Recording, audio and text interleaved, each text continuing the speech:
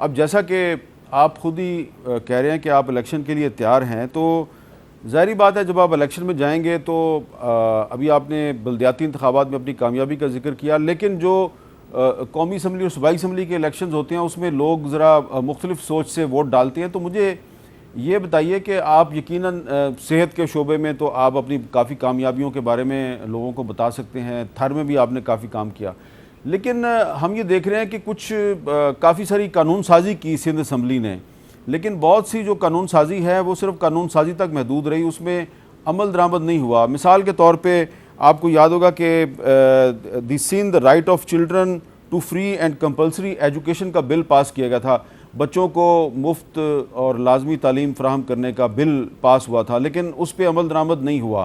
اسی طرح طلبہ یونینز کی بحالی کا بل پاس کیا تھا سندھ اسمبلی نے، وہ بھی اس پہ بھی عمل درآمد نہیں ہوا. اس طرح کی میرے پاس ایک لمبی فہرست ہے، 12-13 بل جو پاس ہوئے اس پہ عمل درآمد نہیں ہوا. تو یہ لیجسلیشن تو کی آپ نے، لیکن اس پہ امپلیمنٹیشن کیوں نہیں ہو سکی؟ میر صاحب آپ درست کہہ رہے ہیں کہ کافی ریولیوشنری سٹیپس تھے.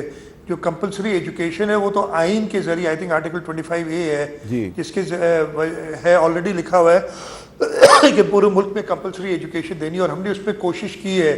ایجوکیشن کے حوالے سے جو سب سے بڑا پرابلم ہمارے پاس تھا وہ تھا ٹیچرز کا، کہ ہمارے پاس ٹیچرز کی کمی تھی. سندھ حکومت نے خاص طور پہ پچھلے 1 سال میں، اور جو مشکلات آئی ہیں پچھلے 5 سال کی، وہ بھی اگر آپ مجھے اجازت دیں گے تو میں تھوڑی سی بتاؤں گا کہ کیا پرابلمس آئی ہیں جن کی وجہ سے چیزیں ڈیلے ہوتی رہی ہیں.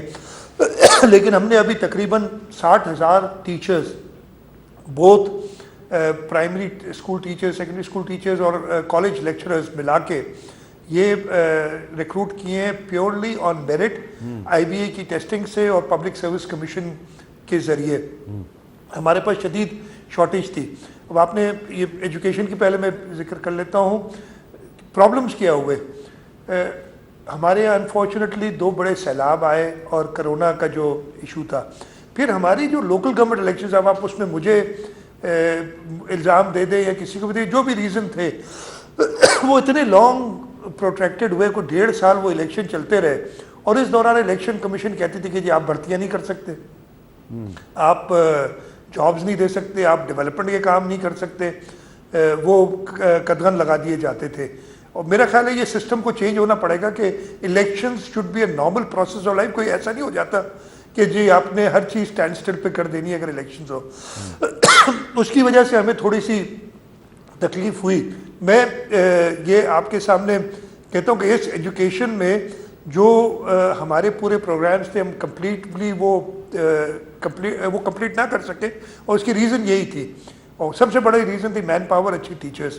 اب ہم نے پچھلے، جیسے میں نے بتایا، 1 سال کے اندر ہماری پبلک سروس کمیشن جو ہے اس کو تقریباً 1-1.5 سال ایک جوڈیشل آرڈر کی وجہ سے بند کر دیا گیا تھا.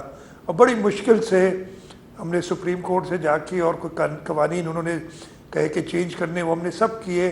اب وہ پبلک سروس کمیشن بھی ان افیکٹ ہے، اور اس وقت جو ہے بڑی میرٹ پہ نوکریاں دے رہی ہے. اور جیسے میں نے ایجوکیشن کا بتایا ہو رہے، آپ نے طلبہ یونین کا بتایا، میں آپ کو بتاؤں یہ انیشیٹو صرف صوبہ سندھ میں ہوا ہے.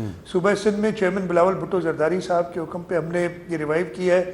کافی ریزرویشنز تھیں اکیڈیمیا کی طرف سے، میں ان سے ایگری نہیں کرتا ہوں، لیکن ہم نے سب کو ساتھ لے کے چلنا ہے. تو ہم نے صلاح مشورہ جو ٹیچرز ایسوسیشنز ہیں، یونیورسٹی کی انتظامیہ ہے، ان سب سے کی ہیں، اور اس پہ کافی حد تک آگے بڑھ چکے ہیں. میں نے ہمارے جو لاء ایڈوائزر تھے ان کو بھی اسپیشل ٹاسک دیا ہوا ہے کہ اس کو کمپلیٹ کر سکیں. اور انشاءاللہ تعالیٰ اگین یہ ضیاء الحق کے زمانے میں بین ہوئی تھی ٹیچرز یونین، اور تقریباً 35 سال ہو گئے کہ یونین نہیں رہی. ہم آپ نے جب پڑھا تھا، ہم تو اسٹوڈنٹس یونین، بلکہ میں نے جب پڑھائی کرتا تھا تو اسی زمانے میں بین ہوئی تھی. اچھا، اور میں ایک تھوڑی سی کریکشن، ہم نے الیکشن لڑی پھر ختم ہوئی. ایک تھوڑی سی کریکشن، یہ 1984 میں جنرل ضیاء الحق نے بین کی تھی، لیکن جب 1988 میں محترمہ بینظیر بھٹو وزیر اعظم بنی تو صرف 1 سال کے لیے 1989 میں 1 سال کے لیے الیکشن ہوا تھا. ان کے حکم سے الیکشن ہوا تھا، لیکن پھر جب ان کی حکومت ختم ہوئی تو دوبارہ یہ بین جو ہے وہ دوبارہ لگ گیا تھا.